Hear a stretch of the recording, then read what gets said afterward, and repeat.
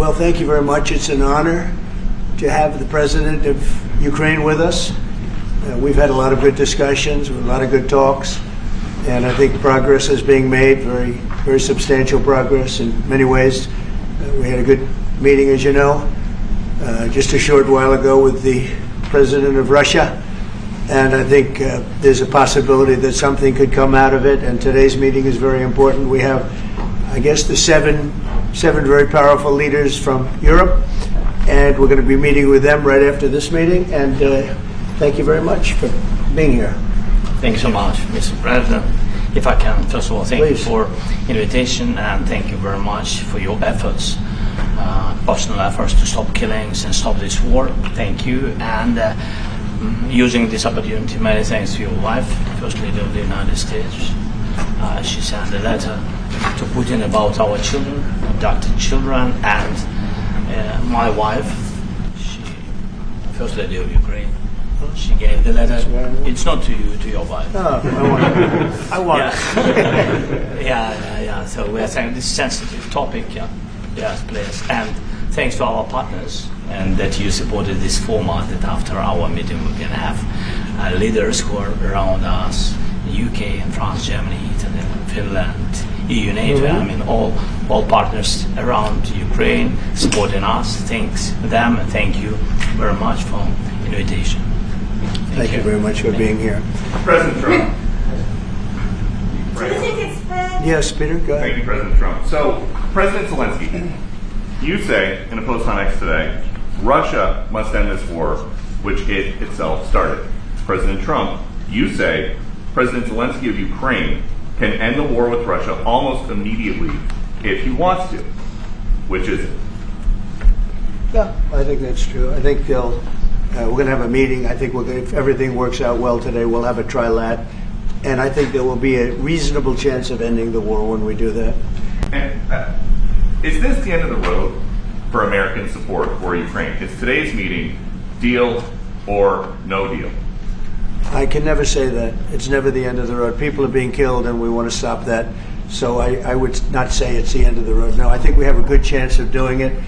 It's been almost 4 years now that a lot of people were killed last week. A lot of people last week. I mean, millions of people killed, but a lot of people last week for whatever reason. A big number, a lot of soldiers, on both sides. And I know the president, I know myself, and I believe Vladimir Putin wants to see it ended. And as you met with Putin on Friday, today you've got President Zelensky here. As you listen to Russia and Ukraine, which side has the better cards? Right Well, now? I don't want to say that. I'm just here to be. Look, this isn't my war. This is Joe Biden's war. He's the one that had a lot to do with this happening, and we want to get it ended.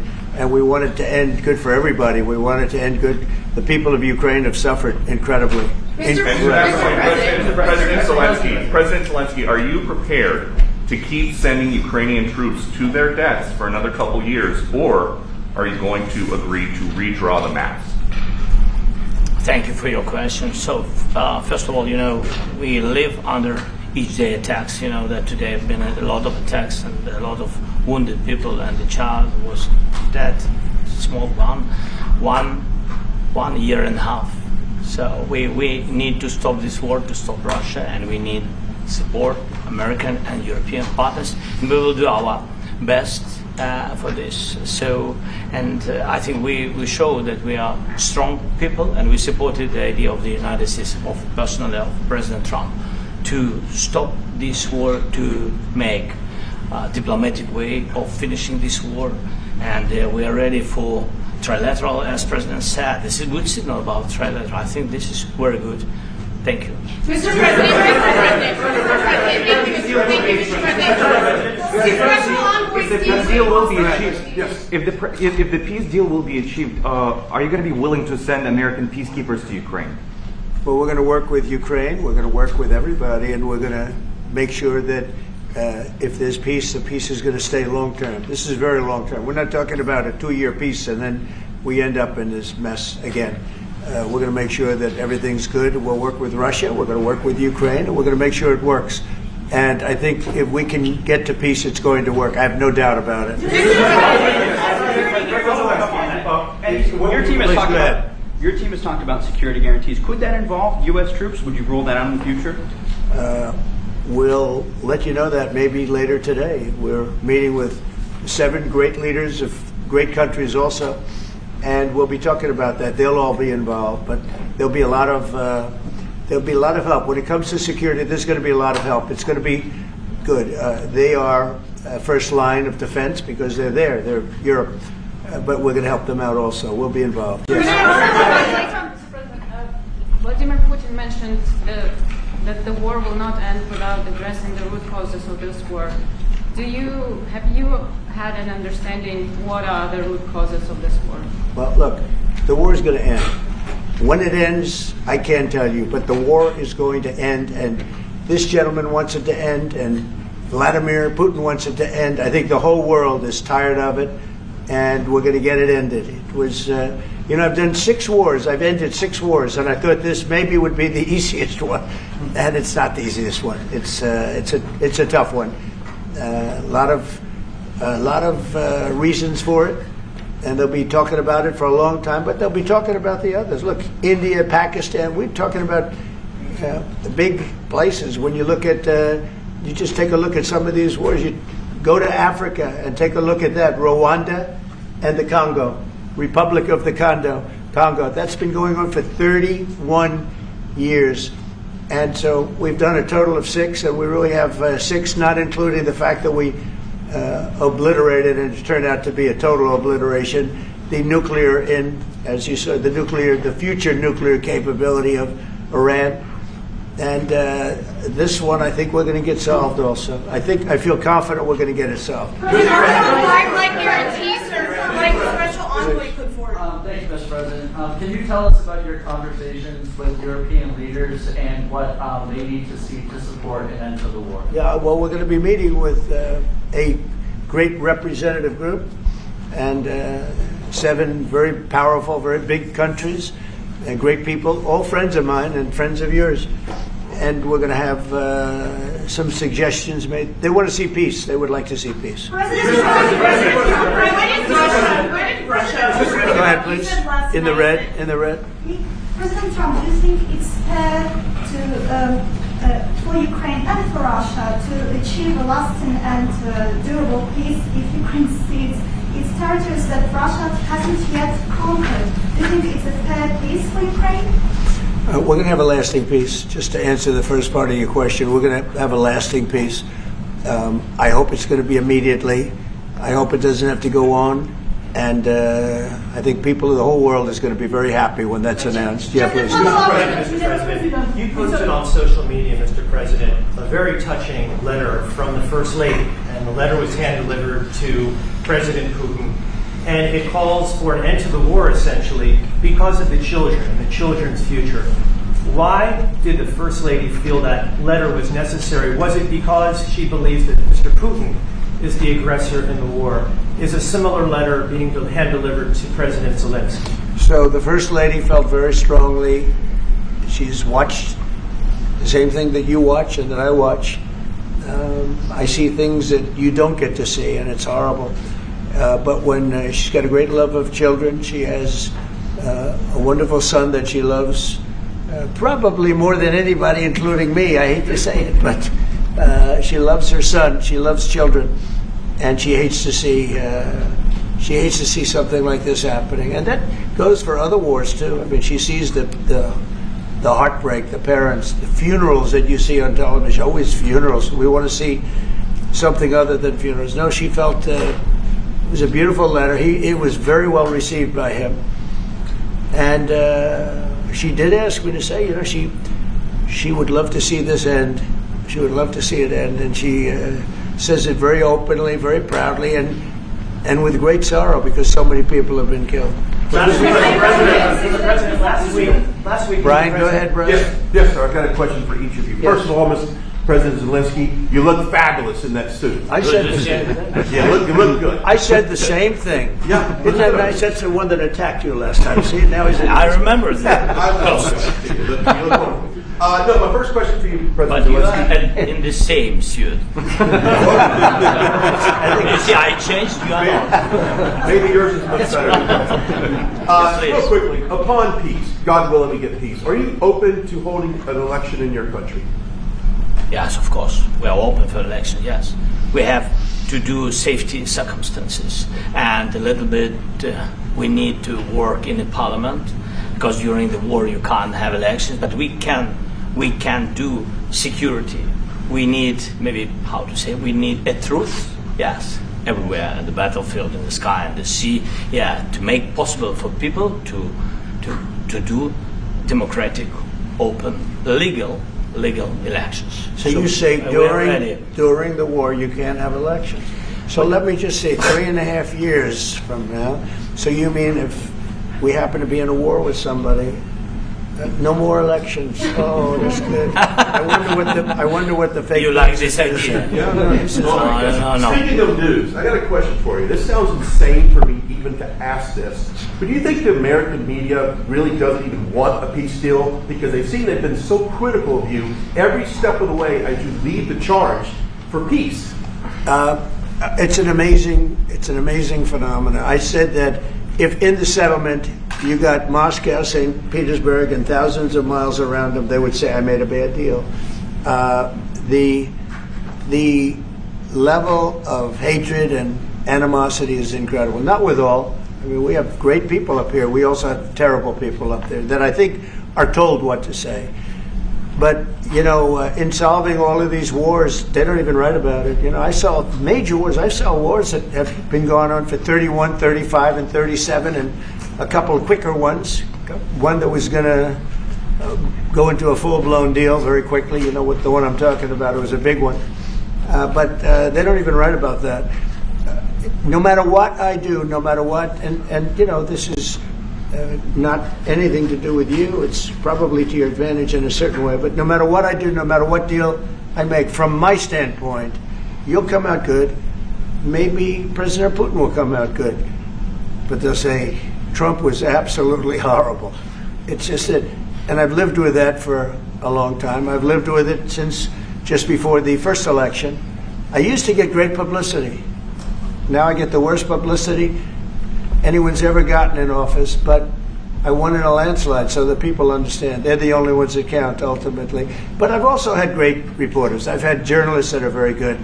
But it's very sad when you do the right thing. As an example, they said, because of the fact that Vladimir Putin came to American soil, this was a tremendous defeat for Donald Trump. No, it was really wonderful that he did it. It was a hard thing for him to do, to be honest with you. It was the opposite of what they said, but they said it. Now, if he didn't come, they'd say that was also bad for Trump. There's no way. And there's just a great dishonesty of the press, and I think that's why it's lost its credibility. Its credibility is at an all-time low. We have a thing going on right now in D.C. We went from the most unsafe place anywhere to a place that now friends are calling me up, Democrats are calling me up, and they're saying, sir, I want to thank you. My wife and I went out to dinner last night for the first time in 4 years, and Washington, D.C. is safe, and you did that in 4 days. I'll tell you, it's safe. I had another friend of mine, he has a son who's a great golfer, he's on tour, and he came in fourth yesterday in the big tournament where Scotty Scheffler made the great shot, and he said his son is going to dinner in Washington, D.C. tonight. I said, would you have allowed that to happen a year ago? He said, no way, no way. He said, what you've done is incredible. And I think the people realize it. But the press says, he's a dictator, he's trying to take over. No, all I want is security for our people. But people that haven't gone out to dinner in Washington, D.C. in 2 years are going out to dinner. And the restaurants the last 2 days were busier than they've been in a long time. Thank you. I walked around yesterday with MTG. If you can walk around with DC with MTG and not be attacked, the city is safe. Yes. Thank you, Mr. President. Last week you warned of what you called severe consequences if a 30-day ceasefire or any type of ceasefire were not agreed to by Russia Will there be severe consequences? Does that change because of I don't think you need a ceasefire. You know, if you look at the 6 deals that I settled this year, they were all at war. I didn't do any ceasefires. And I know that it might be good to have, but I can also understand strategically why, well, you know, one country or the other wouldn't want it. You have a ceasefire and they rebuild and rebuild and rebuild, and, you know, maybe they don't want that. But if you look at the 6 deals that we made peace and you know, long-term, long-running wars, I didn't do any ceasefires. Would I like the concept. You know, I like the concept of a ceasefire for one reason, because you'd stop killing people immediately, as opposed to in 2 weeks or 1 week or whatever it takes. But we can work a deal where we're working on a peace deal while they're fighting. They have to fight. I wish they could stop. I'd like them to stop. But strategically, that could be a disadvantage for one side or the other. But all of these deals I made without even the mention of the words ceasefire. Can you explain the decision to offer Ukraine Article 5-like security guarantees, but stop short of pushing for their full membership? Yeah, well, we haven't done anything on that yet. If you look back and you go back long before President Putin, it was always a statement that they would never allow Ukraine into NATO. So that was a statement that was made, but we haven't discussed any of that yet. We're going to be discussing it today, but we will give them very good protection, very good security. That's part of it. And the people that are waiting for us, they are, I think they're very like-minded. They want to help out also. Thank you, President. Thank you, President Trump. The United States has already given hundreds of billions of dollars to this war effort in Ukraine. Biden. At best, it is a stalemate, and the killing continues. So, President Trump, how much more is the United States willing to give Ukraine? And President Zelensky, how much more do you want? Well, I'll start off just by saying we're not giving anything now. We're selling weapons. This is something before, I guess the number is well over $300 billion. That was under Joe Biden, a corrupt politician, not a smart man, never was. By the way, go back 40 years, he was not a smart man 40 years ago either, but now he's in particular bad. This was done by a corrupt administration that shouldn't have been in, and frankly, if the right results of the election were given, if I were president, this war would have never taken place, and he would have been very happy, because he would have liked to have seen, I mean, they went through hell. He went through hell. This war would have never happened, and the people that were killed, a couple of million people, a lot of people with soldiers and everything else, and the people that have been displaced and forced into other areas and other countries because of what's happened, none of that would have happened. And I'm just saying that he was a horrible president, whether it was the borders or this. He was just a horrible, corrupt president. Mr. President, You want to answer? I can. Thank you so much. So first of all, we have possibility now to buy weapon from the United States. We are thankful for this program and this opportunity. We are thankful for Europe. They pay for this. And through NATO program, for example, Pearl and etc., we have some programs where we can have some money to finance this. And this is a part, I think, it's not a part for the war and to defend us. It also will be a part for security guarantees, to strengthen our army, to rearm Ukrainian army. This is very, very important. And it depends how much money we need to rearm. For example, the question of air defense, we spoke about it with President Trump, and I'm happy that we have now bilateral decisions and we work on it with production, American production. Nobody in Europe has so many air defense like Patriots, for example. We need it very much, and this is also about defending. And I think, I think the good news, we make the best military equipment in the world by far. You mentioned the Patriots. How good are they? Systems. We have systems, they're literally 100% foolproof.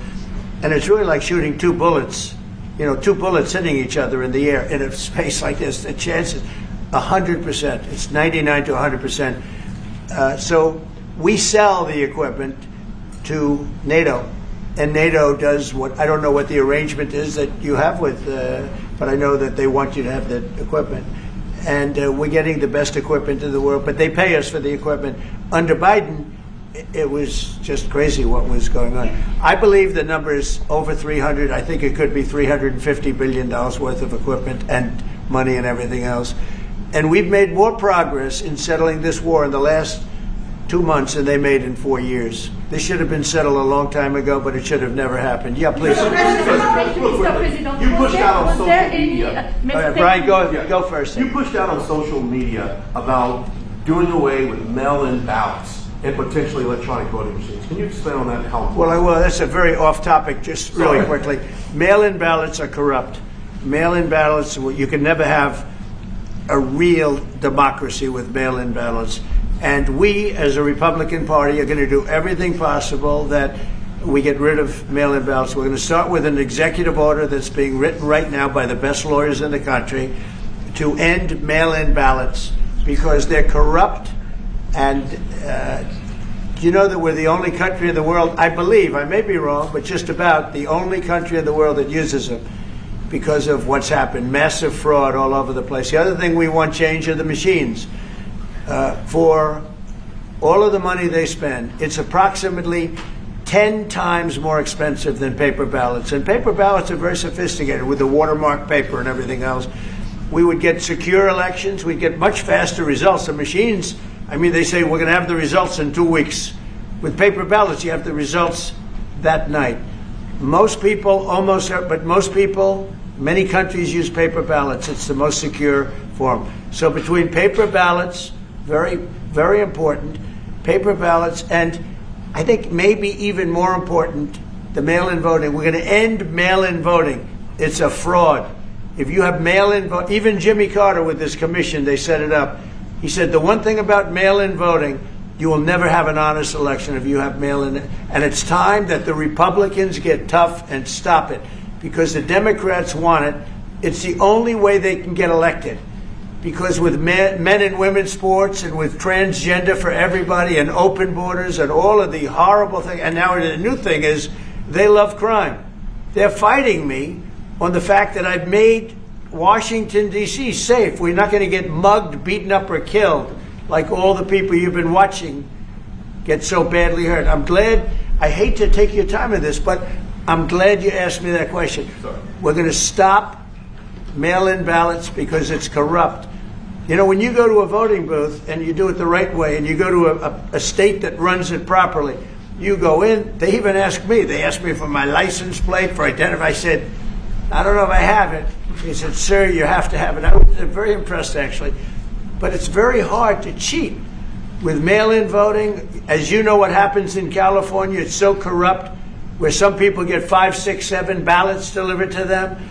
Now, we got to stop mail-in voting, and the Republicans have to lead the charge. The Democrats want it because they have horrible policy. If you have mail-in voting, you're not going to have many Democrats get elected. That's bigger than anything having to do with redistricting, believe me.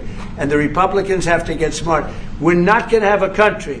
I said for a long time at rallies, you need borders and you need free and fair elections. Those two things. Otherwise, you don't have. We have strong borders now. In 90 days, Mr. President, we didn't have 0 in 3 months.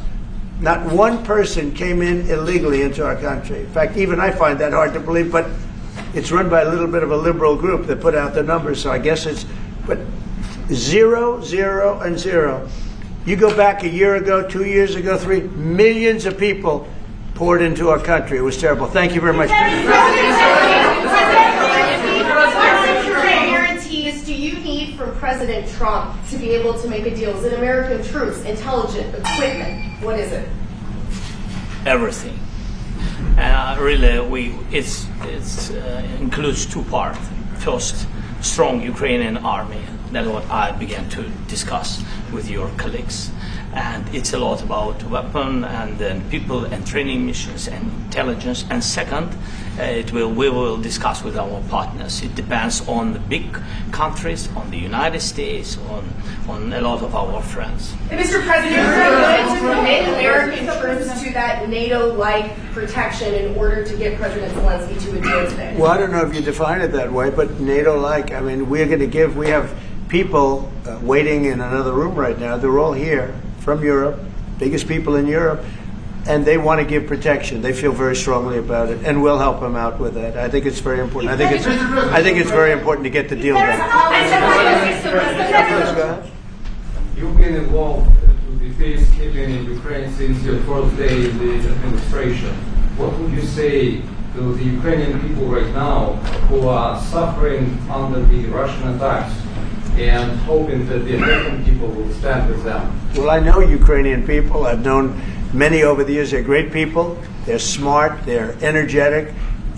They love their country. I mean, they love their country, and we want to get this war ended. That's all I can do. I love the Ukrainian people, but I love all people. I love the Russian people. I love them all. I want to get the war stopped. Very important. Was there any aspect of your discussion with Vladimir Putin that left you disappointed? Look, we just spoke to, I was just telling the president, I just spoke to President Putin indirectly, and we're going to have a phone call right after these meetings today. And we may or may not have a trilat. If we don't have a trilat, then the fighting continues. And if we do, we have a good chance. I think if we have a trilat, there's a good chance of maybe ending it. But he's expecting my call when we're finished with this meeting. Thank you very much, everybody.